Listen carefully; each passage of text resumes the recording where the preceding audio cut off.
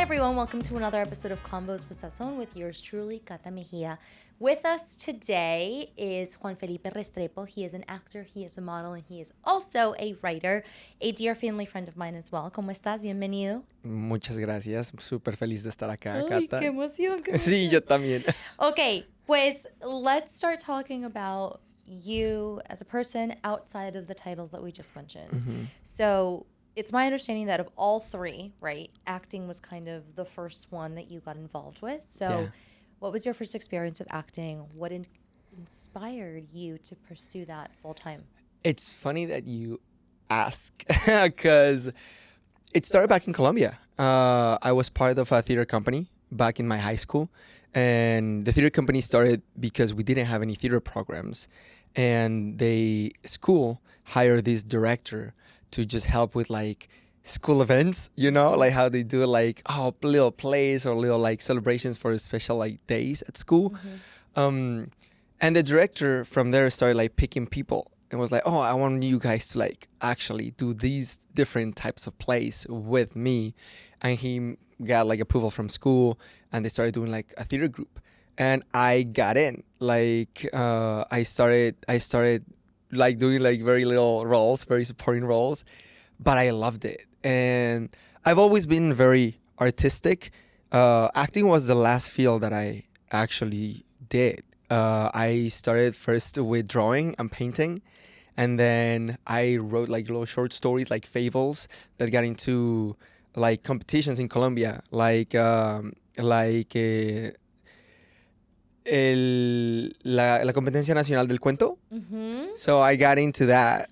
That's huge. So for those who don't, that's a national competition in all of Colombia. How old were you? I was 9 at the time. Yeah. What was the story about? It was about a tiger that didn't want to eat their friend that was a horse. So it was just the morals about friendship. And I didn't win anything. Like I just got in. That was it. But I was really into arts and I like learned how to dance. I started playing the guitar as well. But I broke my arm and I couldn't play the guitar anymore. So acting came into my life because I was watching movies with my family. Every Sunday we have like family days. So we go to church, we go get ice cream, and we go watch movies. And somebody picks always a place to have lunch. And every time we watch movies, I would like come out of the theater like with all these ideas, and I would like recite to my dad like the dialogue of the movie like straight up, and up to a point that they were like, oh wow, there's something there. And when this director came through, I was super excited just to be part of it, and I started like working with him. And we started doing like different plays, and then from there we got into like competitions in Pasto, which is my hometown. Mm-hmm. And then from there we did like festivals with other schools, and we ended up traveling to Ecuador. And in Ecuador is where I was like, my mind was blown because I had like all these different groups of people who were collaborating, doing like different plays.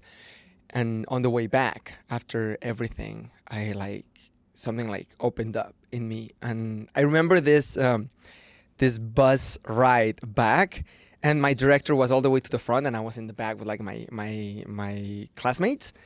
And it's like very dark. It's nighttime, and I'm looking at the sky, the stars. It's like very like cinematic. And I'm like, there's something that I want to ask. So I walk over and I sit next to him.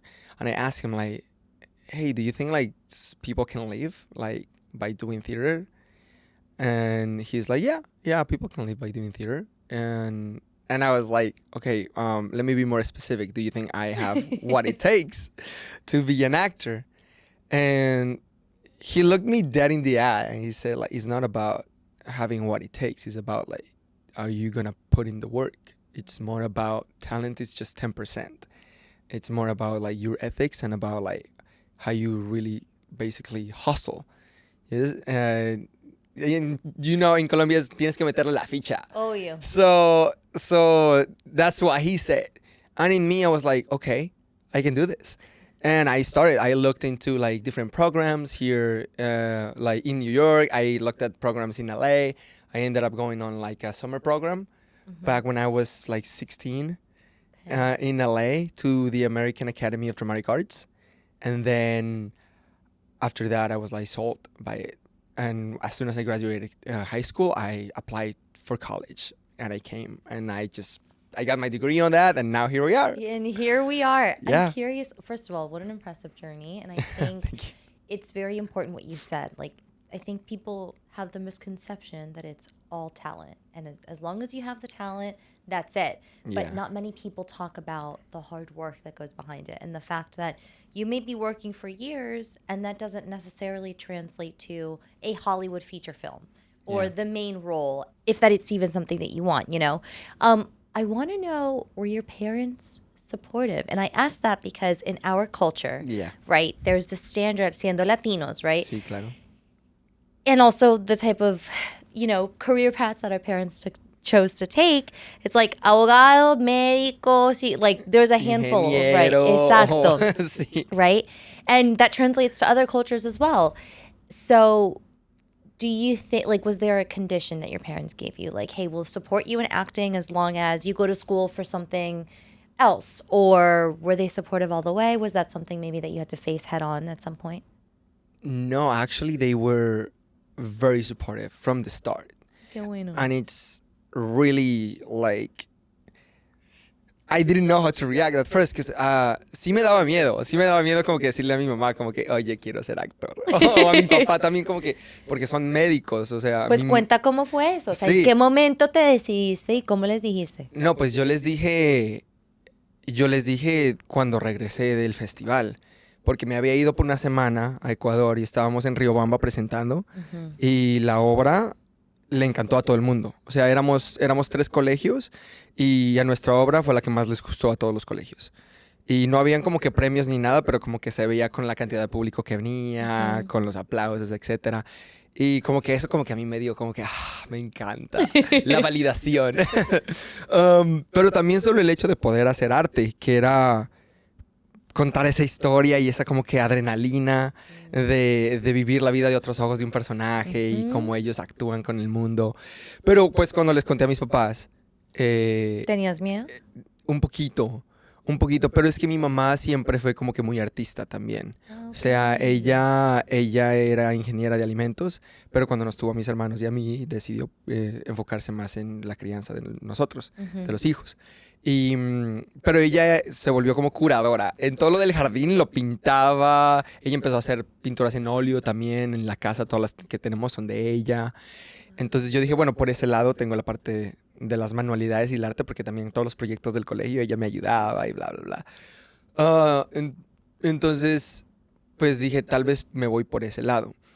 Y yo les dije, como a mí me gustaría pues ser actor. Y se los dije desde temprano, se los dije desde que estaba como que 15, 16 años, exacto. Que tú por esa época también eras parte de la maleta roja, ¿no? Sí, exacto. Era justo la compañía, con ellos nos fuimos a hacer la presentación. Okay. Y bueno, regresé y los senté en un almuerzo, me acuerdo, y les dije. Y mi papá como que se levanta y me mira y... Ok, me dice, ¿dónde quieres irte? Y yo no, pues estoy pensando en Nueva York o Los Ángeles. Nueva York me gusta por el teatro, pero es que siento que el teatro no paga. Entonces creo que si hago un curso en Nueva York, me gustaría después transferirme a Los Ángeles para hacer cine y televisión, porque muchos de los actores que tienen carreras hacen cine y televisión para poder irse al teatro, que es el objetivo, siempre ha sido el objetivo. Qué interesante. Eso de pronto explica por qué, por ejemplo, en Broadway...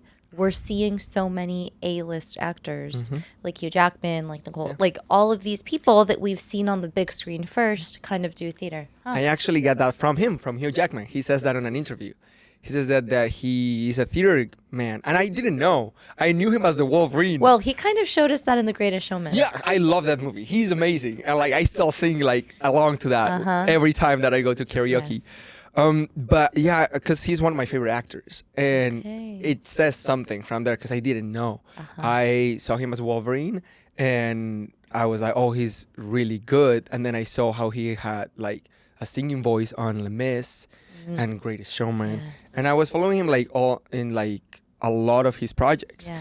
And he says that in one of the interviews, he said that the only reason why he got into film and TV is because he loved doing theater, and he knew that that was the only way that he could do it.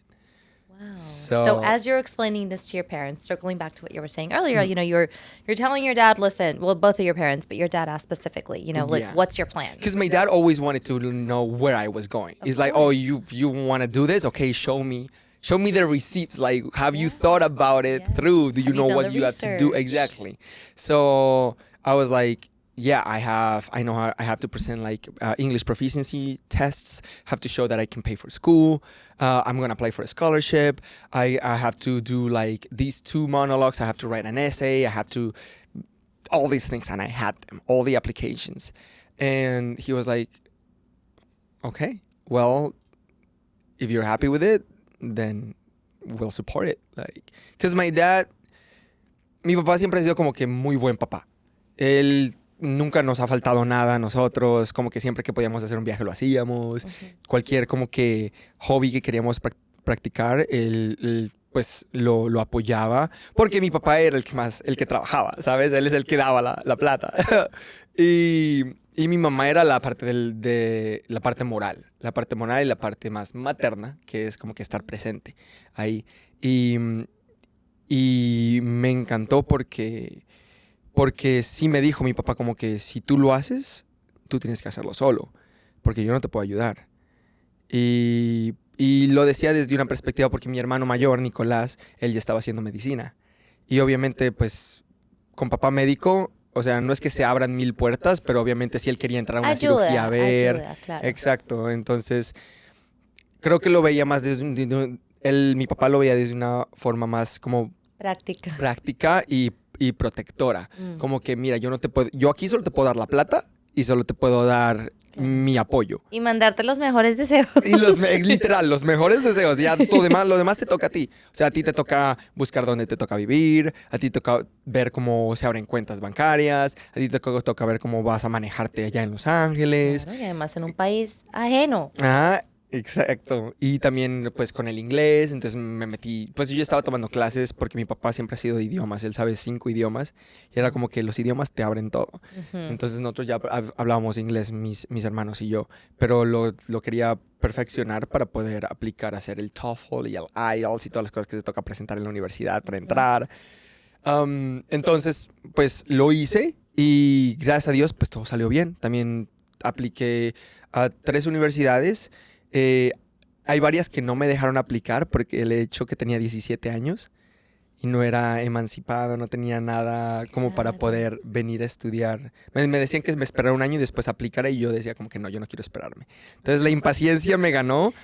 So where did you apply? Y terminé aplicando a AMDA, a the American Academy of Dramatic Arts y a NAIFA. Y pasé en AMDA y en NAIFA. Y en ambas me dieron beca. Entonces yo dije, no, pues me voy a NAIFA porque el The American Academy no te daba un título.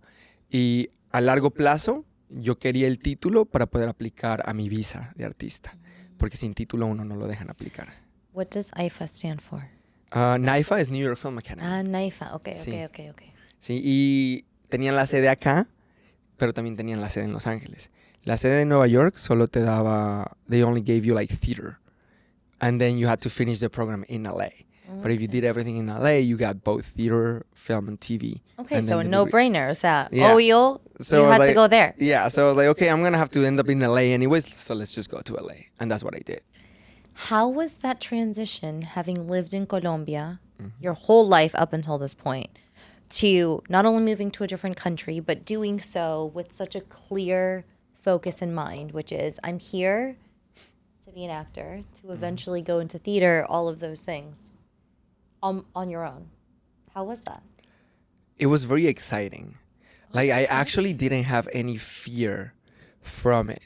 And it was very weird because back in Colombia, and it's funny because I think you know about it, like, everybody else in my family was not supportive about it at the beginning. Everybody was like questioning. I think they did it out of also like trying to look after me. not because they doubted me, but a lot of people were asking me like, so why don't you do like a career first and then you do this thing? And everybody was like questioning my choices, or like asking me, just like interrogating me at every family like reunion during Christmas, because my parents told them. Everybody knew, like, because he was like, oh, he's graduating high school. What's he gonna do? Where's he gonna go? Typical.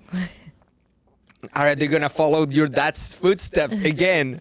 And I'm like, no, actually not. So they were asking a lot of questions, and every time that I was like, I always thought that I had to like hold everything kind of like in like a secretive manner, because it felt like a little judgment.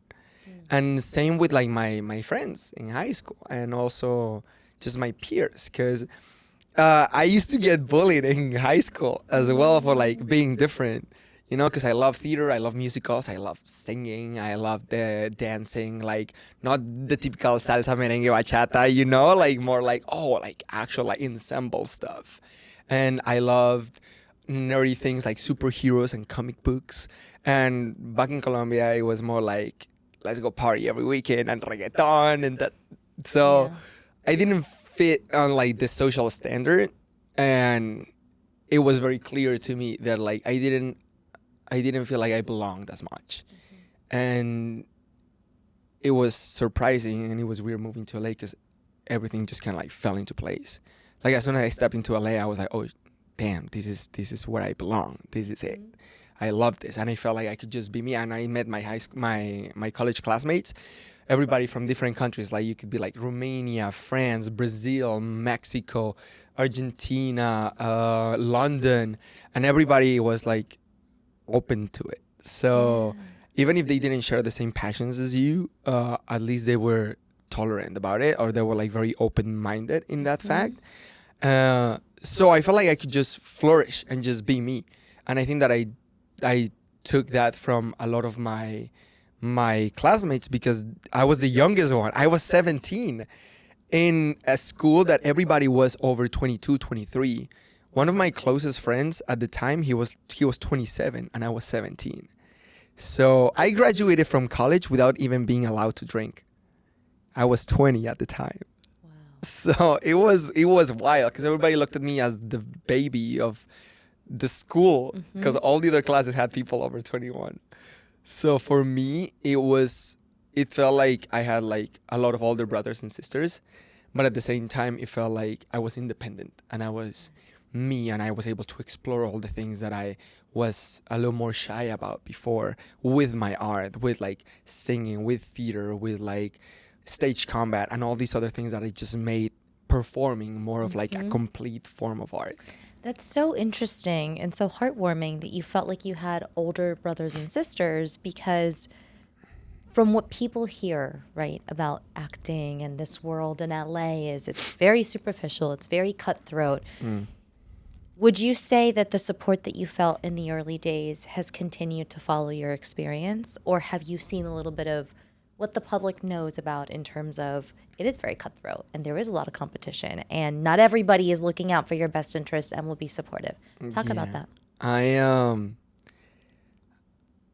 I think I'm a little sad to confess that it is true. However, I have the continued support of a lot of my friends, and also I've met new friends who, just through projects, that they've been amazing. They're also artists to the soul. Like everybody, it definitely is a thing that we all want to make money, and we all want to make it and have our names on billboards, and like that's the definition of success. But as I've progressed on this industry, I realized that maybe that's what I started wanting when I first moved to LA, but now I feel joy and fulfillment just from being on set in general, and just from exercising my acting muscle and just like creating art. That's why I started writing as well. That's why I was exploring all these other forms. I like kept taking singing classes. I was like learning my American accent, because a lot of the things that I've auditioned for, they said like, oh, he's so good, but the accent. And also because I'm very white passing as well. So I can do both, like the Latino roles and also like the heartthrob, like boy next door kind of thing that you have usually on a lot of movies. But it's been like a little bit of both. Like you find your circle and you like nurture it, but you also will encounter, because it's a very big world, but it's very small at the same time. Yeah. Like you get to work with a lot of like celebrities or a lot of like big people who are very humble, but then you also get to work with like influencers or like people who are just starting out who think that they are the last like Coke on earth, you know? So la última Coca-Cola del desierto. Y se vuelve difícil porque pues son gente que es complicada y tienen un poquito como que de entitlement. And there is times that when it's like time for your close-up, or they know the role that you're playing, they'll come to you and be like, hey, so how did you get this? Or like, who's your agent? Or like, who do you know? Or how many followers do you have? Or like, what do you have after this? Like, have any other projects lined up? Oh, I'm doing this. I'm doing that. I'm like, oh, I just signed up with this. Oh yeah, I'm doing TikTok as well. Like, it's a little bit of like, whoa, a lot. And I think it goes from collaborative work to kind of like people competing against each other just to see who is better or who has more of an audience. So it could be a little tiring. In that type of circumstance and scenario, how have you been able to stay true to yourself and grounded, not necessarily stopping, obviously, the hard work and pursuing what it is that you want, but nonetheless acknowledging that, like, regardless of the roles that you play and the money that you end up making and the recognition that you continue to get, you're still Pipe, o sea, un colombiano de familia que tiene una pasión para el arte. How do you still keep that present? Creo que lo que siempre me ayuda es recordar las palabras de mis papás y también las palabras de varios amigos míos, porque creo que sí, cuando yo apenas me mudé a Los Ángeles, yo dije, no voy a dejar que Los Ángeles me cambie, no voy a dejar que Los Ángeles me cambie. Y poco a poco me di cuenta que Los Ángeles sí te cambia. O sea, de una forma u otra, tanto para bien o para mal, hay cositas que mejoran y hay cositas que empeoran. Y algo con lo que siempre yo me checaba era con mi ego. Y mis papás siempre me decían como que mantente humilde, mantente humilde. Y yo siempre trataba como que, ok, no, si por algún momento decía como que, es que me está sacando de quicio lo que se están demorando en hacer esta toma con estos otros actores, o empiezo a juzgar. Era como que me paro en un segundo y digo, a ver, espérate, ¿qué estás haciendo? Se supone que tal que seas tú el que también se olvide de una línea o el que le agarren los nervios, porque hay mil cosas que pueden pasar en un set. Y para mí lo que ayuda es como que like take a deep breath and like step out of the situation and try to see it like, okay, what's bothering you and why is it bothering you? And is it like a thing that you think that you deserve more, or is it more and it's based on reality, or is it actually just like maybe you're getting used to the glamour and like the special treatment or like the leading man type of role, and now you're like falling into this little trap. So always check yourself or be surrounded by the right people, because they're gonna check you. Like they're gonna check you for you, because they're always gonna be like, okay, you know what, maybe you're it's getting like, to your head. Yeah, maybe it's getting to your head, like, okay, chill. And definitely it opens the dialogue, because then you get to explain like your point of view, and then they also like try to make you see it from a different perspective. So far I haven't had too much trouble with that, because I feel like there's other things that I've changed a lot, is like the way I carry myself, or like the way that I embrace like my style or personality, or the way I talk in general. But in terms of like superficial stuff or ego or like pride, I think that I've been lucky because I've seen other people go through that path, and it's really hard to have them like realize. But then I've also fall into it sometimes myself, but I've been lucky that I have good people, and I also try to meditate and be like, why? Because the thing about being an actor is that you always ask why for everything.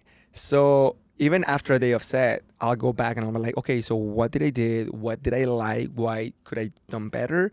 And what was it that made the day great? Or what was it that made the day kind of like stressful? And then I'll see like if it was something that I did for myself. Because sometimes tú te haces tu propia zancadilla también. So you have to like take a second. How would you say that being a Latino influences the type of roles that you're interested in pursuing and or the stories that you write about? I love that question. Because that's a conversation that I had with my reps a lot. Because I'm against the stereotype. And I think that's also why I'm very picky with the roles that I do. Even though that I think it's maybe and I'm also like me estoy poniendo la zancadilla a mí mismo, porque hay muchos roles que tienen el estereotipo, que es el narco, el jardinero, el inmigrante ilegal, el traqueto, el amante. Eso sí, típico. It's there's a lot of that. And then you see it like on all the procedurals, like like CSI or Law and Order, or like all these like medical shows as well. There's like a lot of the Latinos are portrayed as gang members or people who are like having trouble making ends meet, or like they have some sort of like disadvantage. So I don't do roles that just emphasize on that.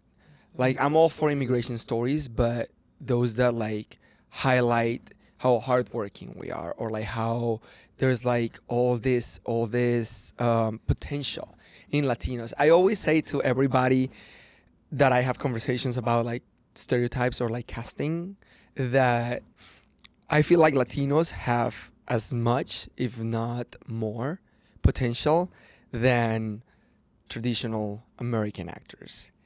Because the thing is that there's so many stories that are stuck to the same formula that it's getting old and it gets tired and people are not watching anymore. You get all these million reboots. My dad all the time calls me like, they're doing the reboot of like this and that. And I'm like, yes, I know. He's like, they suck. Like there's not like the classics. And I'm like, I understand. And I always try to tell him like, if we had more opportunities to show, all the things about realismo mágico, or like culture, like food, like family, like Encanto, Coco, stuff like that. That is like, they've won Oscars. Yes. Just like from animation even. Like, because of course, animation is like the petri dish of everything else. If you get stories right now, like K-pop Demon Hunters, like Asian stories are also like, people are loving these stories because they're unique and they're different and they highlight different cultures, and they also have different main characters that resonate with little kids who are like, oh, that can be me too. I don't have to be stealing cars. I don't have to be like selling drugs under the bridge. I don't have to be like, mugging people on the street, because that's all the thing that is like preconceived. And my idea, or like my goal, is being able to portray roles that highlight the richness of our culture and the value of our morals, and bring it over all over the world. Like in a perfect world, I would love to be an A-lister that can work between the US and Colombia, because I know how Netflix has been growing in Colombia, and I know they're doing great stuff there too. And I'm like, if I can bring all my knowledge and all my preparation, all my like wisdom from school, let's say, to Colombian productions, and like also break from the typical novelas as well, and make something that is gonna be recognized like in a global um, in a global scale, then it's gonna boost so much of like the idea what people has of Latinos in general. Like we are not just criminals. We are not just like immigrants. We are not just minorities. You know, we have so much, and there's so many stories like going from like even like mythology to like modern times that tell us about like our own revolutions, our own like artists, you know, like it's insane like the amount of potential and the amount of richness that is there that has to be shared with the world. Absolutely. And I completely agree.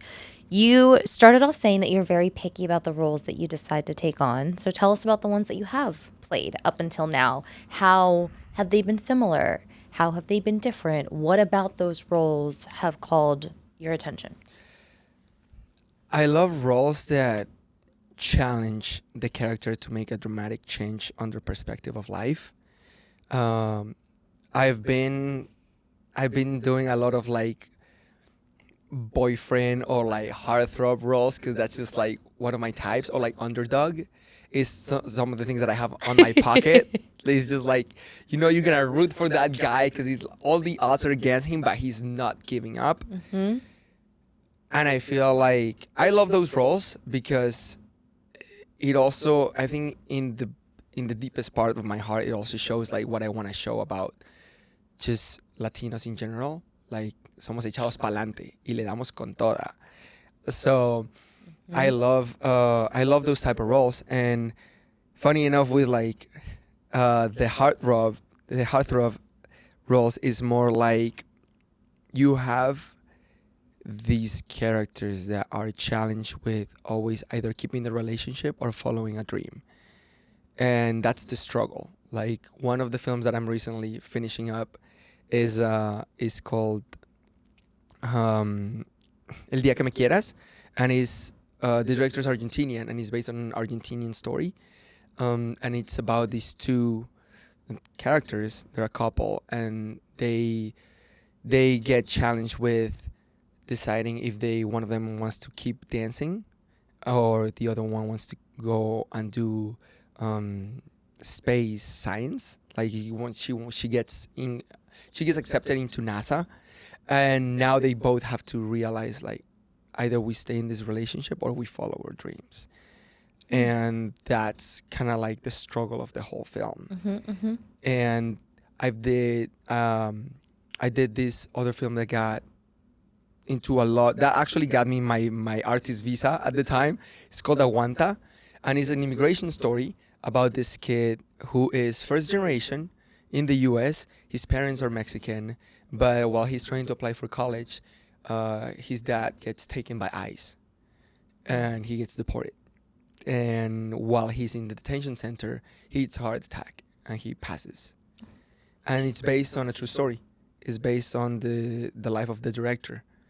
And it was very challenging because I was basically reliving everything that he went through. So were you the son in the movie? Yeah, I was the son. I was him. And oh my gosh. I had like a lot of talks throughout before the film and while we were filming. Like every week we would like meet up and talk about how he was feeling at the time or what he went through. Because there's this kid can't catch a break. Not only his dad passes from that, he also gets cheated on by his girlfriend at the time. And his sister gets sick, like almost terminally ill. And in trying to like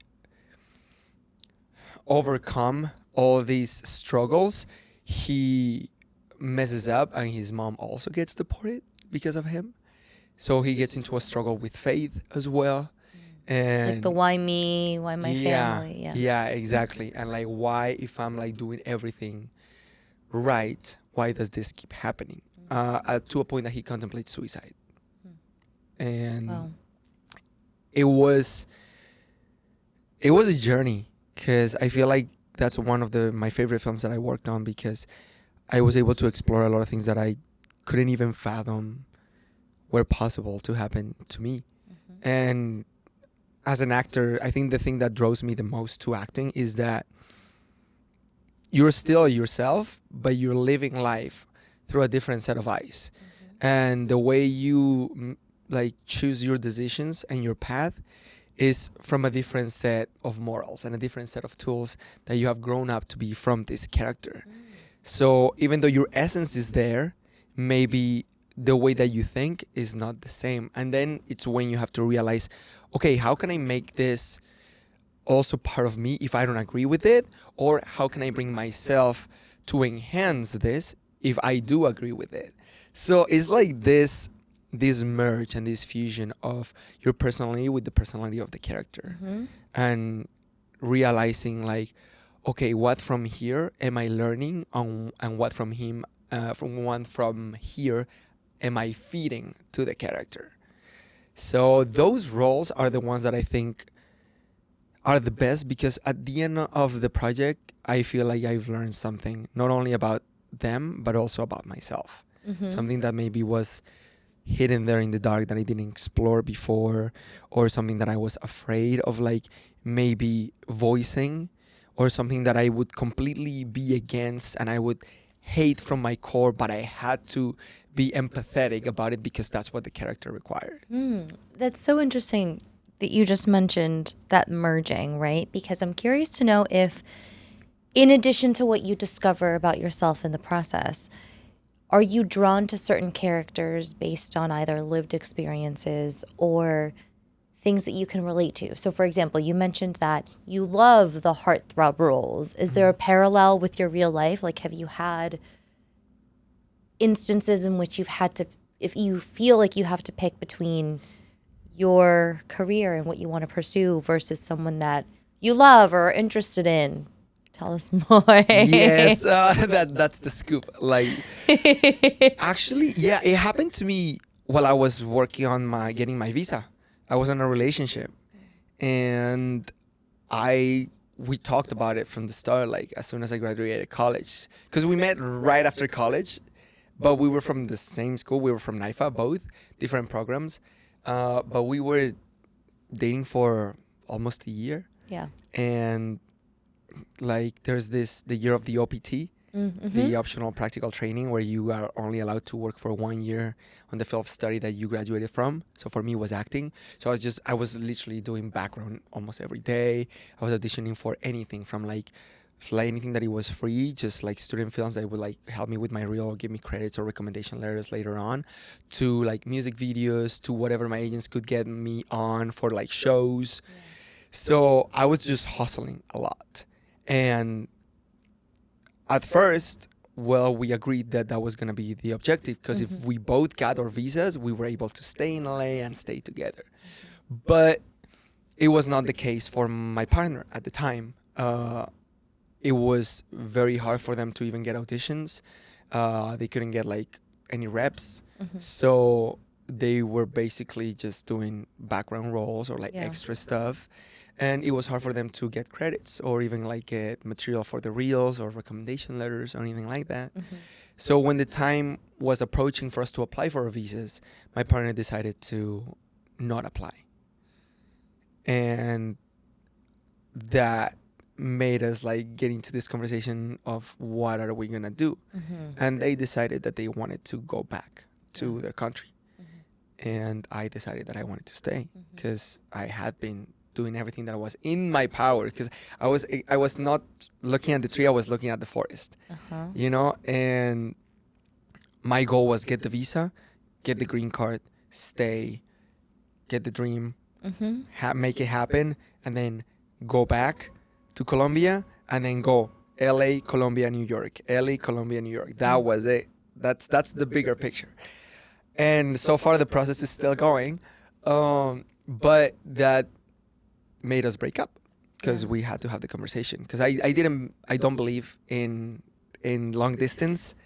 I did it. Controversial for some. I did it. Lo hice cuando me mudé, porque tenía una pareja en Colombia cuando apenas me mudé a Los Ángeles, Y Sí, no es muy difícil. Yo también lo he hecho. Duramos 2 meses y después difícil. decidimos también que Yeah. cancele, tocaba. So going back to how you prepare for roles, in addition to tapping into the emotions that come from lived experiences that could relate to the role themselves, right? What else do you do? You know, especially because every role is different, right? And like you said, yes, you bring in your personality and you bring in your core, but you also need to meet the character where they're at. So talk us through that. The first thing is do not judge the script. If you start judging the script, you're done. Like even if you get the sides and you love the sides and you're super excited for the project and then you get the script and then the script is not what you expect it was going to be, do not judge it. Because at the end of the day, you're serving a story. So that's tip number 1. Tip number 2, read it over and over and over again. And I think like there's a thing that all actors do is just like read it until it becomes automatic. Like, because if you start making choices early on, if you start like assuming this is the way that things are gonna go, then you get stuck on the way that you want to do it that you think is right. And there's no right or wrong on this. Also, it's a collaboration. Like you were gonna have your director. There's directors who love directing actors, and there's directors who fully trust actors with the role. So be prepared. You have to like make choices that are gonna serve the story, not serve you to look good. You know? So repetition, it's very tedious, but it helps because it makes it, once it becomes automatic, then you get to play. If you get too hyperfixated on like this inflection or this choice or like I'm grabbing this prop at this time, then if it doesn't happen, you get in your head and you get thrown off. Or if your co-star gives you something different or improvises or is not giving you the read that you thought you were gonna get, then you get caught up in your head.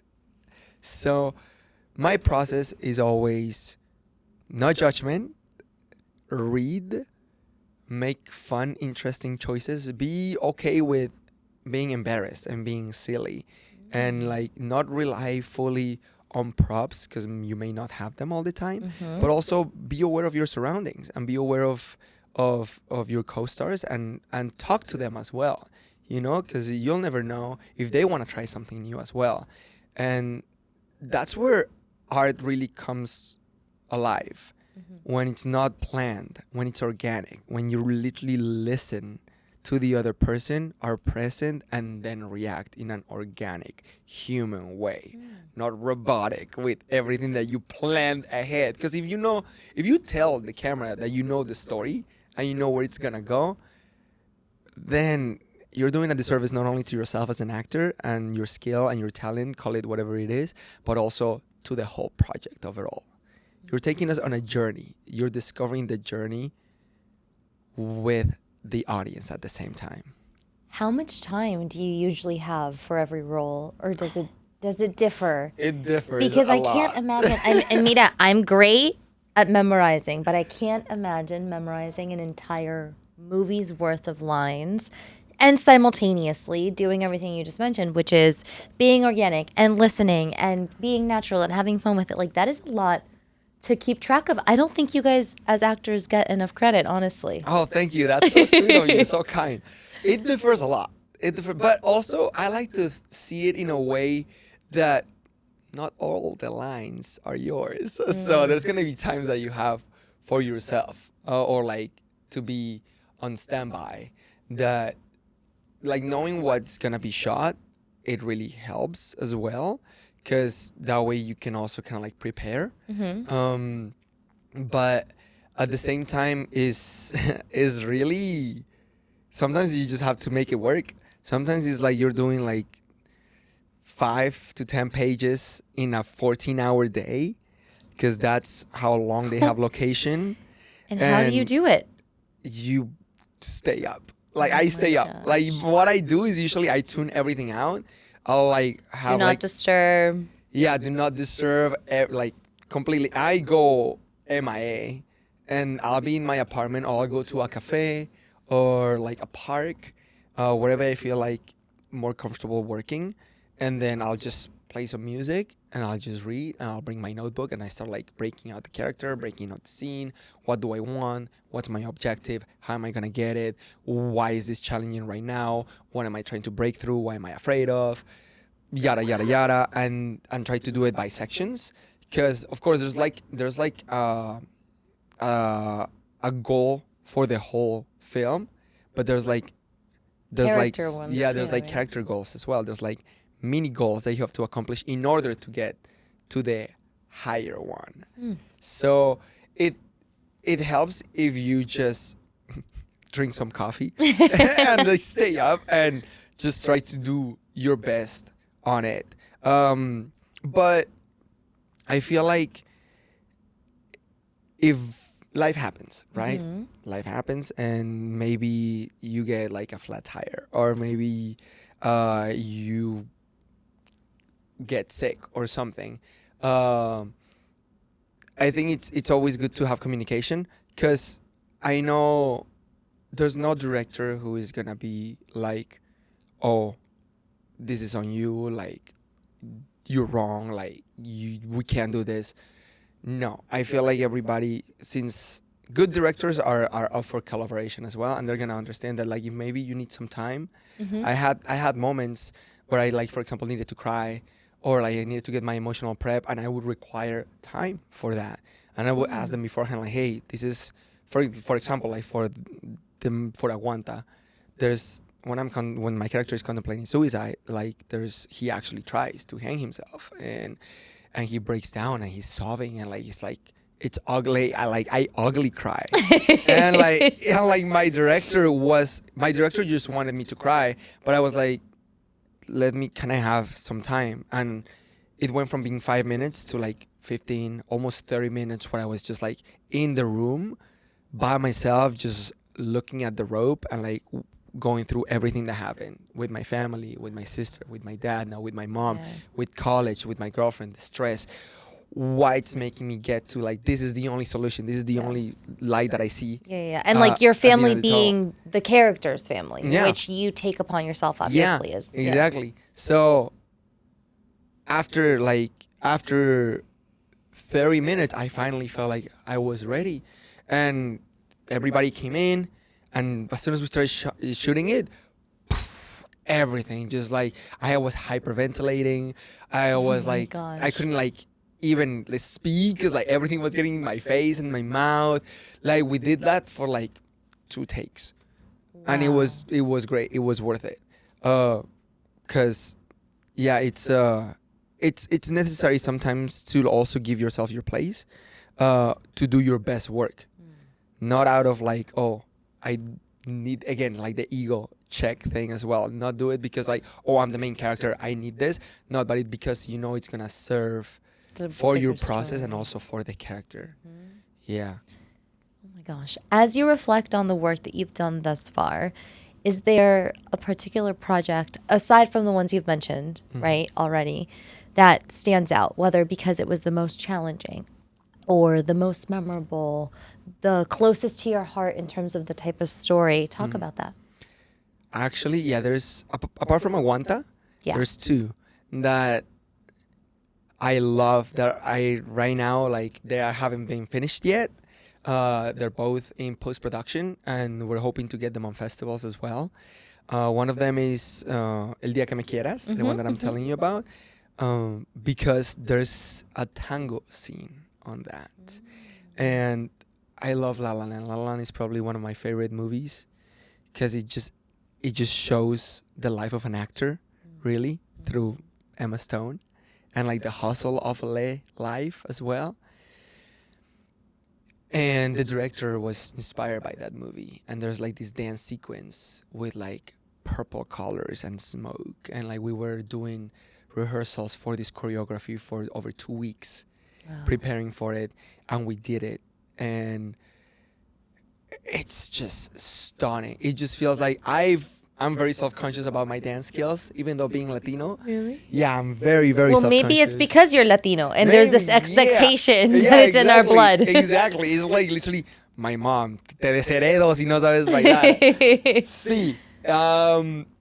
So I was I took it as a challenge to just like let myself go and like enjoy the dance and like the process, and with my partner, with my co-star who was great. Her name is Leah.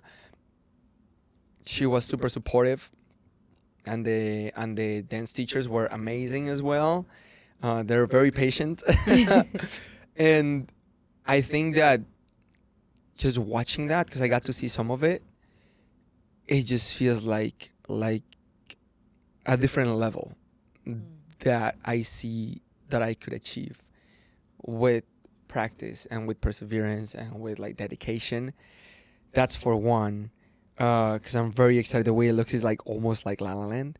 The second one is called God from the Machine, and is about this kid who struggles with faith as well. And he gets sick. He gets badly sick, because he's having a hard time telling his family about him not believing in God. And there's this challenge, and then there's this confrontation with his dad. And I feel like that was very therapeutic for me, because growing up from being 17 to now being my age, 28. Oh, please, you're acting like it's a zillion years old. I know, but like seeing that, like my interactions with my dad and my parents changed a lot, because I became very independent. And that was something that it required me to be very independent, because I was moving to a different country by myself. And my dad said, you have to do it. I was like, bet, I'll do it. So going back home, there was always a little bit of Tension. butting heads, yeah, especially with my dad, because he kept seeing me as like a niño chiquito, y ahora ya no, ahora es, o sea, soy más alto que él, y siempre que hacemos planes familiares es como que yo doy mi opinión, porque normalmente mi familia es muy de que hagamos lo que todos quieran, entonces como que nadie vota, pero yo sí voto, yo sí digo, esto es lo que yo quiero hacer, esto es lo que yo creo que deberíamos hacer. Entonces tratando de como que mediar, a veces es como que chocamos mucho cabezas, y hay momentos en los que sí también yo veía a mi papá como en este pedestal y esta figura, no solo que hay que respetar, sino que también de cierta forma como que temer. Y ahora pues esa relación cambió mucho, porque como que lo bajé de ese pedestal y lo vi más como, pues, como un humano, que también dice como que, mira, yo también necesito que respetes mis decisiones, mis opiniones. Y siento que en la película eso pasa, como que al fin el personaje decide decirle a su papá que pues él no es creyente, y teme que el papá lo eche de la casa, lo desherede, también como que él rompa esa conexión que tienen. Y no te voy a dar el spoiler.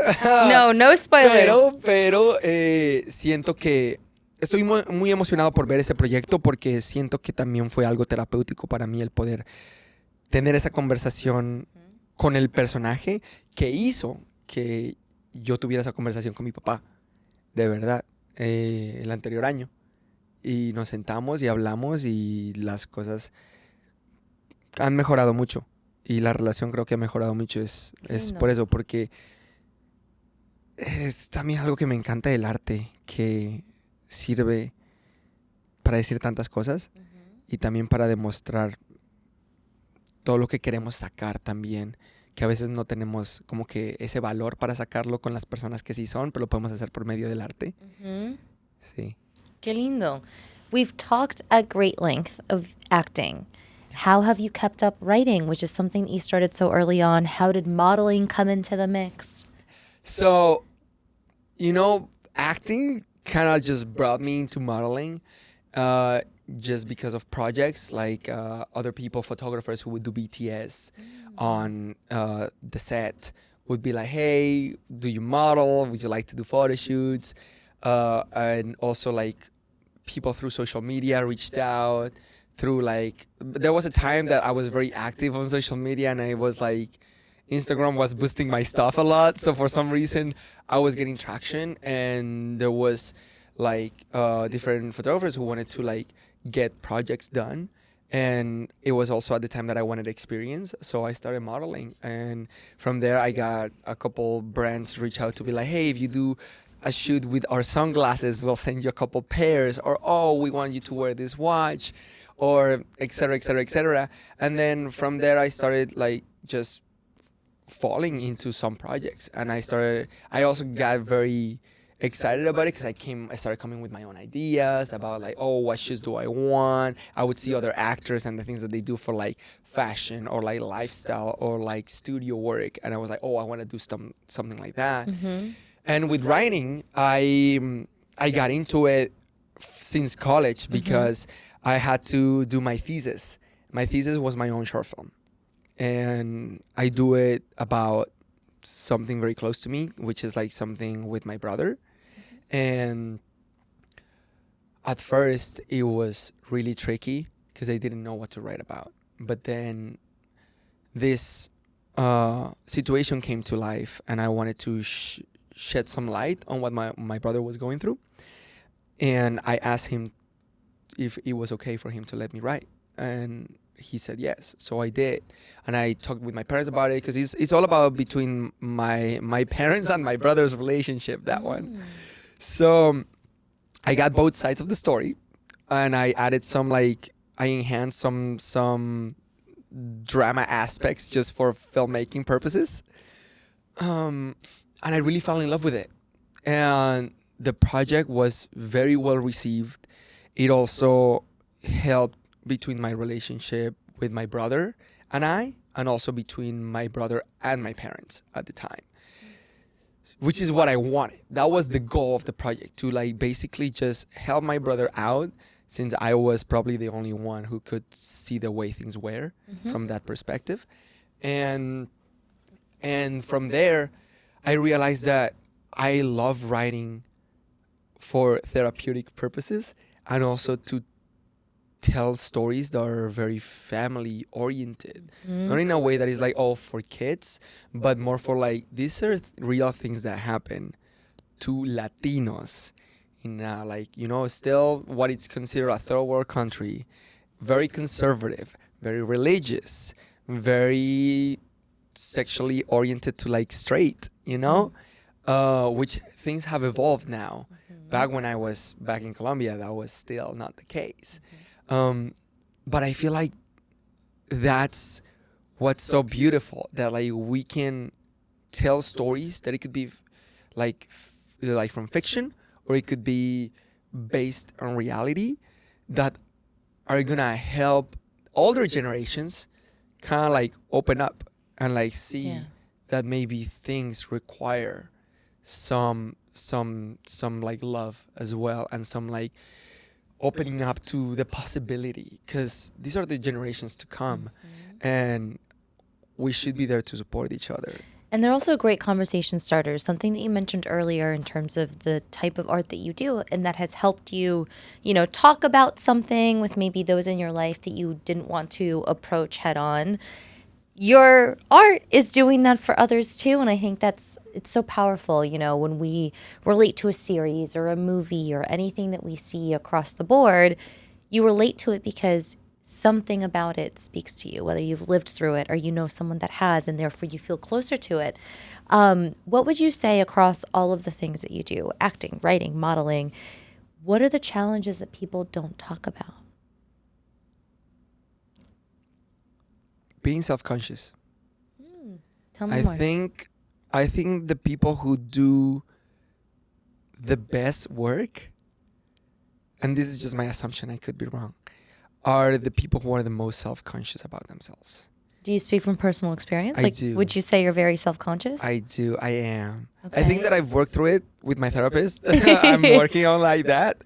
But I definitely think that I see interviews from other actors or from other writers, and they say like, it's really hard to create when you're always judging yourself. So you have to shut that little judge up, because that's always going to be in our head. And a lot of good writing is a lot of rewriting. It's just get the idea out there, spit it on the page. It doesn't matter if it's like, because we wait for it to be perfect, and if it's not perfect, then we don't want it. But you don't realize that everything is a process, and if you want it perfect, then you need to practice. You need the experience. It's not nothing that you make and nothing that is being great. It's been a one overdone. It's been like, it has taken a lot of drafts. It has taken a lot of rehearsals. It's been taking a lot of like practice with the posing, with the light, with the angle, with like everything. You're not. It's impossible to be perfect, and that's the thing that we need to that I think I needed to realize myself as a perfectionist, is that I am doing a disservice to myself. I'm shooting myself in the foot by being like, oh, well, when I get this skill, I'll be able to write this way. Or when I get this credit, I'll be able to do this different kind of project, or etc. Like, we put like all these walls and all these obstacles on ourselves. It's better to just like, vaya, hágalo, mijo. Sí, sí. Sí, o sea, toca literal como que... Lanzarte. Sí, lanzarte y clavarte de fondo y creer en ti y saber que va a ser un proceso. Y siempre va, o sea, a pesar de que uno tenga el primer boceto hecho o esté teniendo unas 2, 3 photoshoots ya hechas, uno se va a dar cuenta que obviamente pues no es el más chicanero, por así decirlo. No está como las ideas no están plasmadas de una forma como muy cohesiva en los libretos, pero de ahí es cuando viene ya el rewrite o el seguir practicando, porque de ahí es donde empiezas a agarrar más experiencia y empiezas a agarrar más skills. La verdad es algo que uno batalla mucho siempre, porque a pesar de que uno tenga el primer boceto, like your first draft, or you're already like getting some frame pictures, or you're happy with like some editorials or whatever, you're still gonna be afraid of doing it again. Funny enough, because you'll be like, oh, what if it's not as good as that one? What if it's worse? Or like, what if I didn't learn anything? It's always like yourself putting those thoughts in your head. So I think that really is more about understanding that self-consciousness is going to be there, embarrassment is going to be a possibility, but also it's like an underexplored emotion. If you're afraid of being embarrassed, then you're missing on like the juice of life, like todo el sazón que tiene la vida, literal, porque así es como uno aprende y así es como uno se da cuenta de lo que le gusta y de lo que no le gusta y de lo que uno es bueno, que tal vez uno creía que iba a ser horrible al respecto, pero que terminó siendo talentoso, o que terminó encontrando como que un tipo de felicidad y de fulfillment en la actividad, que se vuelve una pasión más. So you're like stopping yourself. So don't stop yourself. Last question for you. What is next for you? I know you have ongoing projects, like you mentioned. Is there anything that you maybe haven't shared before that you'd like to share with us? An exclusive that's coming up? A dream of yours that you're, one step closer to achieving? Yeah, I'm actually just got into 2 more festivals. Felicitaciones. Gracias. We're going to be traveling to Mexico. And we're going to be traveling to San Francisco as well for AVEM, which was recently at the New York Latino. Yeah, yeah. So this is amazing because we just got the news literally today from my director. I'm also finishing one of my scripts that is coming to fruition next year as well. I have already a producer attached to it. And this is telling a story from me and my inner child. I think the beautiful thing about therapy is that you learn a lot about yourself. And I decided to go on this journey because I just wanted to become a better actor. I was like, I want to know what makes me tick. Like, I didn't feel like I had something going on. I was not like depressed, or I was not having, like, nobody recommended it to me. I literally was just like, I wonder what therapy is like. Because I got a lot of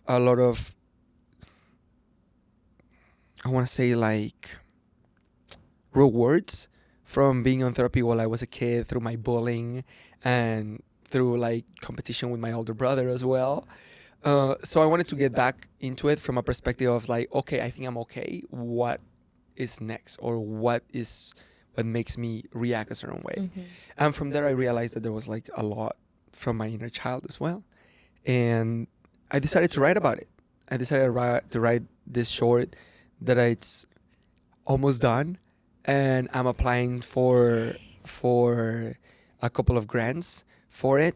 I wanna make it in LA, and I think it's gonna be a beautiful Latina story as well, yay. completely different from all the stereotypes. And on top of that, one of my writer friends also has a pilot on development that they want me to be part of. That's exciting. So yeah, so, like, I feel like everything this year has kind of been falling into place. Oh, I love And it.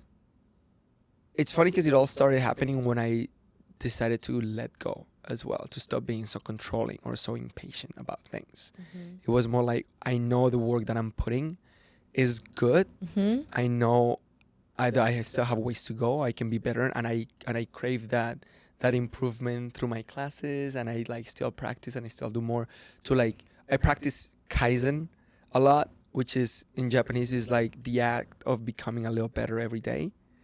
So either if it's, like, through fitness, or through, like, my linguistics, through my accent, or through my acting, or through my art, or through my writing, it's just a little bit. It doesn't have to be everything on the same day, but just a little bit.